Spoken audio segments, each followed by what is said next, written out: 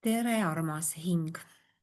Olen Triinu ja täna ma tahtsin sulle jagada seda kohta, et seda lihtsalt tõde, et meie kannatus ja meie ärevus on märk sellest, et me oleme liikunud väga kaugele iseendast.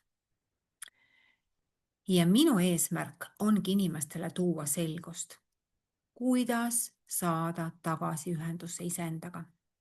Kui sina täna tunned ennast halvasti ja sa isegi ei saa aru, miks sa nii tunned ja sul pole elujõudu ja sa võid tundagi ennast tõeliselt raskuses, siis tegelik elu on kergus.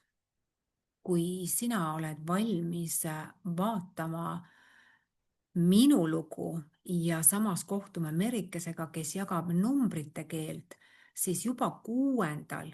detsembril kella 11 kella 2 jagan mina oma lugu, kus ma olin ärevuses ja depressioonis ja elujõuetuses. Ja Merike jagab numbrite teadmisi, kus on sinu edukuse kood. Kui ka sina oled täna sellises kohas, kus mina olin 10 aastat tagasi, siis sa oled oodatud sinna, sest universum avas mulle uue tee 10 aastat tagasi ja täna on minu koht, kus ma saaksin jagada inimestele järjest rohkem teadmisi, miks nad on selles kohas ja kuidas sellest kohast välja tulla. Nii et kui sind kõnetab teekond iseendani, kui sind kõnetab kergus ja ühendus iseendaga, siis kohtume juba 6. detsembril kell 11. Tšauka!